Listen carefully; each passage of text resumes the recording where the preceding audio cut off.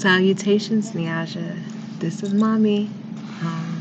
And I am so happy to be, Keisha, Mommy. No, well, you don't call me Keisha. We've already talked about that. Mommy to you. But I have another story to read to you, or an excerpt. We are going to be reading about a very important mathematician. Can you say that word? Mathematician. Very good. Let's say it again. Mathematician. Mathematician. How many syllables is that? That's right. 4 syllables. So it is a multisyllabic word, meaning that there is more than one syllable. So mathematician. So you know how you're always telling me, Mommy, I love math. Let's do math. Let's do math. Let's do math. Well, I thought it would be phenomenal for you to learn about a very important mathematician who is also an African American woman. I'll be reading today from this book by Vashti Harrison. It's called Little Leaders, Bold Women in Black History. Okay? Bold Women in Black History. So you remember when I said, is there anything you can't do? No. You can do anything you do what? Put your mind to, because what? With God, all things are possible, right? So, all right, we're going to read a little bit about Katherine Johnson and how Katherine Johnson used her talent and gifts to really change the world. Okay, to use her talent and gifts as a mathematician to change the world, and she ended up working for a very important organization called NASA. Okay, we'll read a little bit about it. Katherine Johnson. Judging by the way Katherine took to math, you would think it was her first language. As a child, she counted everything. She skipped 7 grades and graduated ahead of her older siblings. As a young woman, she became a math teacher, but her mentor at the University of West Virginia encouraged her to pursue a career as a research mathematician. In 1953, Katherine got her chance. NASA's Langley Research Center in Hampton, Virginia had recently opened a lab that hired African American mathematicians.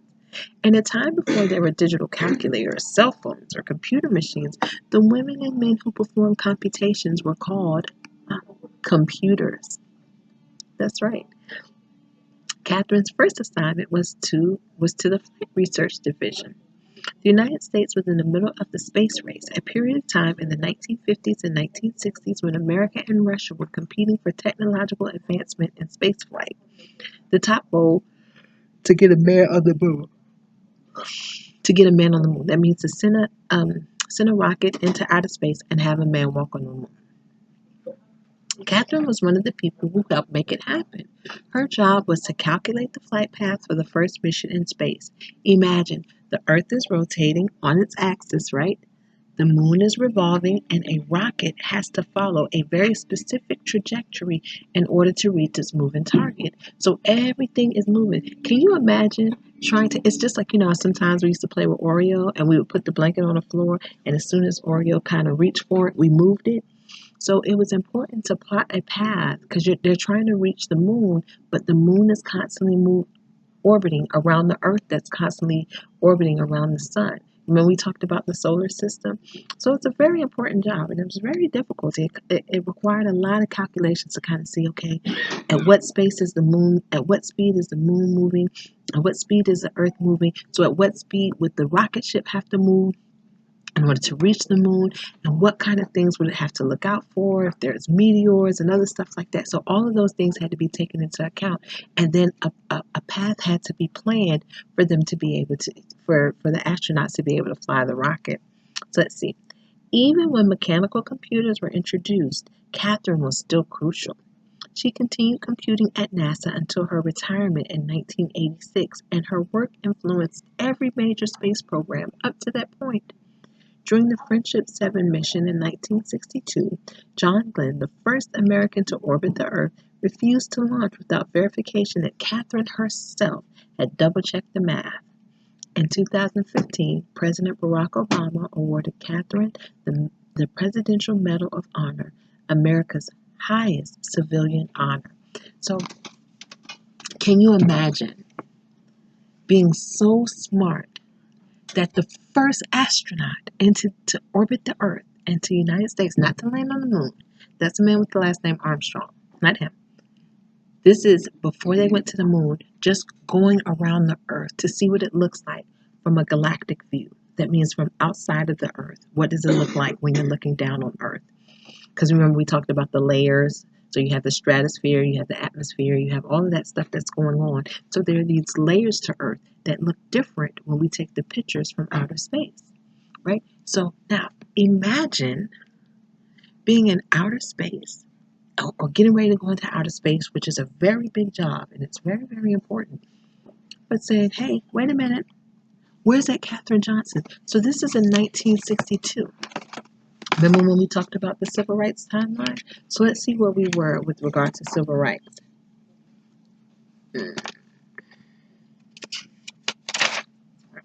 So in 1962, Martin Luther King hadn't yet given his I Have a Dream speech, and we were still, and the Civil Rights Act hadn't been passed because the Civil Rights Act wasn't passed until 1964. So since the Civil Rights Act wasn't passed until 1964, guess what? Katherine was still dealing with, and she was working in Virginia, and so that means she was in a southern state, and so she was still dealing with segregation and Jim Crow and all that kind of stuff. But guess what? She was so brilliant and so undeniably talented. They needed her, and they recognized the need for intellectuals regardless of race. So that's one of the other things that people, one of the other ways people fought for civil rights, to make sure, like, hey, you need to recognize the color of my skin does not determine how intelligent I am, but it does say that all people, regardless of whoever, you have to be able to respect their perspective. So you got to be able to sit at the table and be able to respect that people don't necessarily look like you. They may not even think like you. They may not even come from the same background as you. But guess what? Their ideas, their intellect, and their purpose must be equally respected. Okay? So that's one of the things we can learn from Katherine Johnson.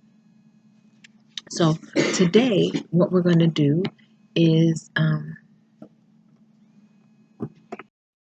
okay, so now I want you to go, and I know the excerpt that I read today wasn't quite as long as some of the other ones that I've read. But if you need to go back and rewind, if you need to listen to it again, you can certainly do so. What I'm going to do now is I'm going to read to you the prompt. I can read it again. And then I want you to answer the prompt, or we can answer it together. And I'd like you to go back, or if you need to go back and listen to it again, in order to find some of the facts that you need or recall some of the facts, that's more than okay. All right. So the prompt for today. Oh, actually, what do you need to do? What's the first thing we do when we start a new piece of? That's right. Give me your name, date, day, and subject. This is going to be reading, social studies, and writing. Okay, so this is reading, social studies, and writing. All right. Okay, so now let's take a look at it. I would like, please identify 3 pertinent facts about the life and accomplishments of Katherine Johnson.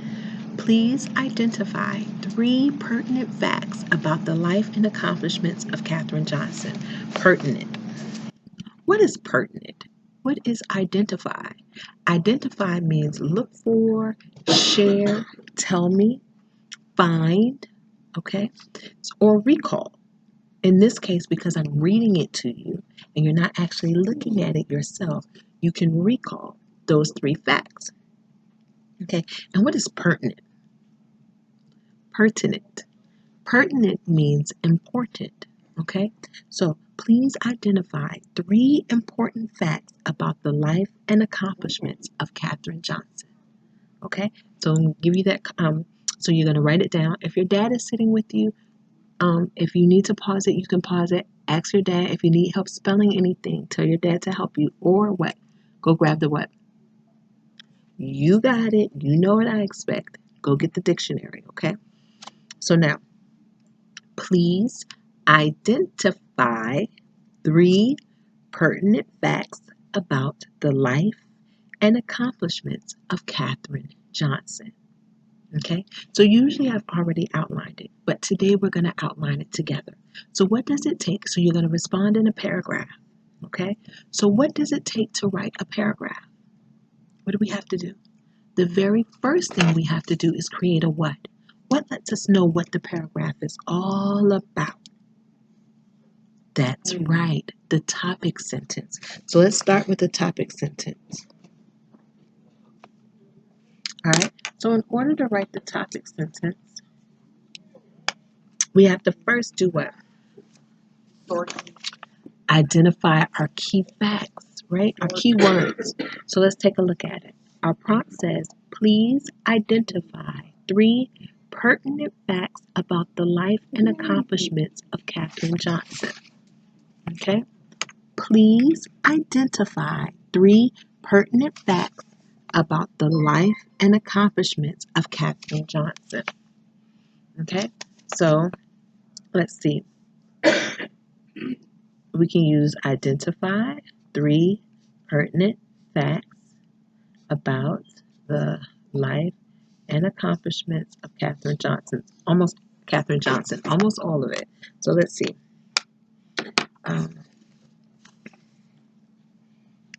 Let's see. How could we write it into a topic sentence? Give me some ways that we can start it. First, tell me, what should we be starting with? A capital letter. Of course, I know you're a big girl. I know you know this. I know you know this. I know you know this. I know I don't have to tell you. But sometimes it's good just to double check, okay? So, let's see. You can say, hmm.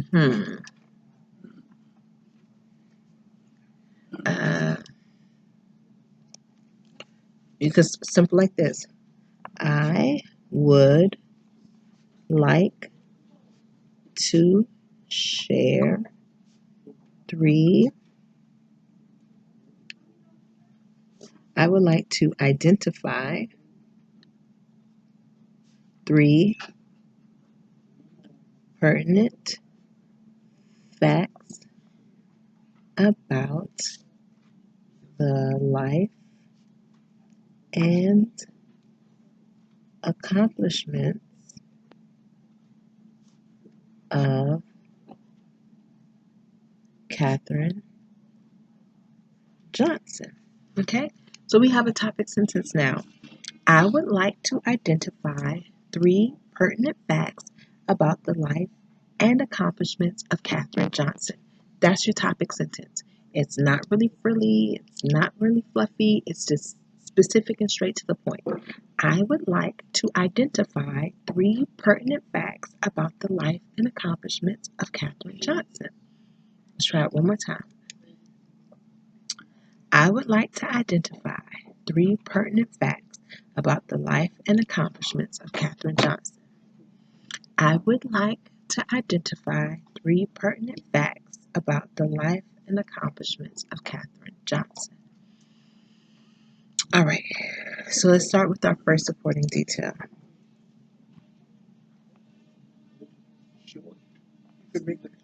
Okay, so what is our first supporting detail?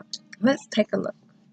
So if we're looking about 3 pertinent facts about Katherine Johnson, what we're going to be doing is kind of reading through and saying, what's important? So what's a fact? A fact is not something that you imagine. A fact has to be something that really happened. Okay? So what are we going to use to let the reader know that it's our first fact? What can we say? We can say first of all. Yes, very good. Okay? Or you can say first, right? Or to begin with. Okay? So we can say to begin with, or we can say first. First, who are we talking about? Who are we speaking about? Katherine Johnson, correct. First, Katherine Johnson, what? What can we say? Let's read this first paragraph. Judging by the way Katherine took to math, you would think it was her first language. Okay, so that's kind of subjective. That's not a fact. That's just an opinion. Okay, so now let's read the next one. As a child, she counted everything. That still can be true, but it's still a bit more subjective. But now let's get into a fact. She skipped 7 grades and graduated ahead of her older siblings. So that's our first fact. Okay, that was written about her. And here's another fact. As a young woman, she became a math teacher, but her mentor at the University of West Virginia encouraged her to pursue a career as a research mathematician. So first and foremost, we can say what? Katherine Johnson was a what? Very good mathematician. Okay? Because I might be reading it and I might not know who she is. So that's a very, very good first fact to share. Katherine Johnson was a mathematician. First, Katherine Johnson was a mathematician. So let's write that. First, Katherine Johnson was, or is, Katherine Johnson is, because she's still alive. She hasn't yet passed. When was this produced? When was this? 2017. So as of 2017, she was still alive. So I'm assuming she hasn't passed away. So Katherine Johnson is a mathematician.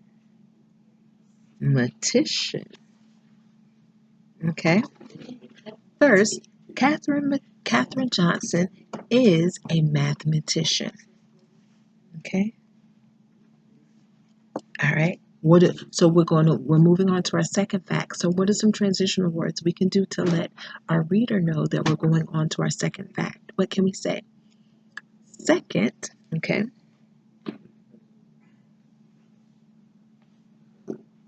Who are we speaking about? Katherine Johnson. Very good.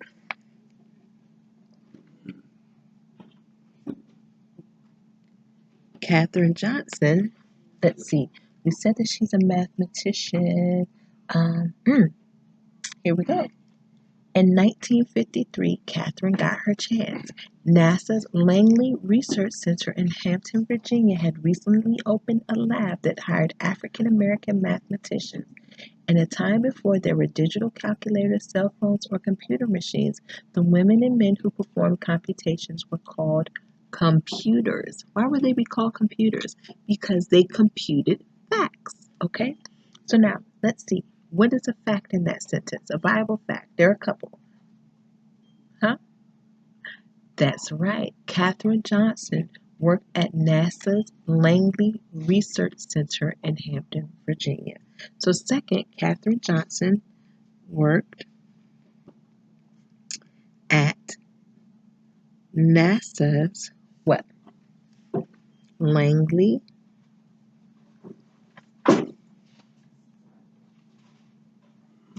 Research Center in Hampton, Virginia. Isn't that awesome? Isn't that awesome? She worked for the company or the organization or the department of government that sent rockets. So who rides on rockets? Can you tell me? Do you remember what they're called? That's right, they're astronauts. She helped astronauts go into outer space. That's crazy. Crazy, crazy, crazy. So let's see. Not crazy, but amazing. I should say. That's amazing. So what is our third and final detail? Um, let's see.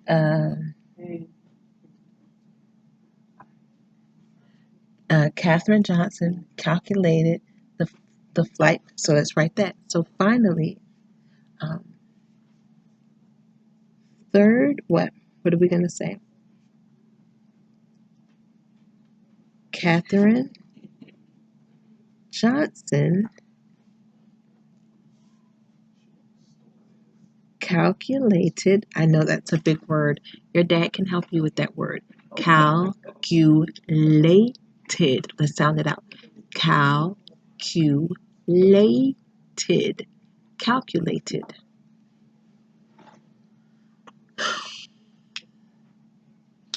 Third, Katherine Johnson calculated what?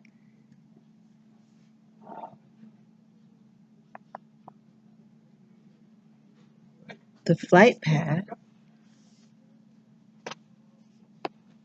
for the first mission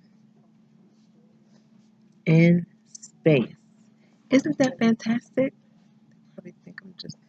Third, Katherine Johnson calculated the flight path for the first mission in space. Okay? That's really fantastic. So now, you've answered the three prompt. You've given me three supporting details that responds to the prompt, right? That respond to the prompt. Amazing. So now, what can we do? That's right. Now we have to write our conclusion. Okay, we have to write our conclusion. How do we come up with, what's a simple and straightforward way to come up with our conclusion? What do we need to do? Restate the topic sentence. Exactly. That's one of the clearest and most concise ways to end your paragraph. So for your conclusion statement, all you have to do is restate your topic sentence, okay? If you restate your topic sentence, you know that you've thoroughly answered the question, okay? So how do we start our conclusion? In conclusion.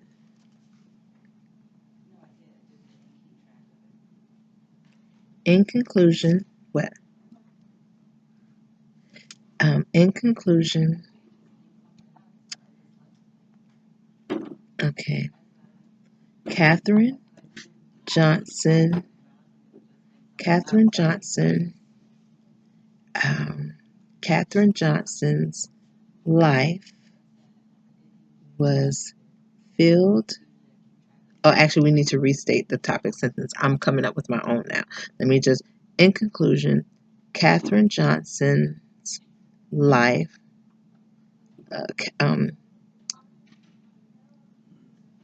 okay, we're going to restate it in a different way. In conclusion,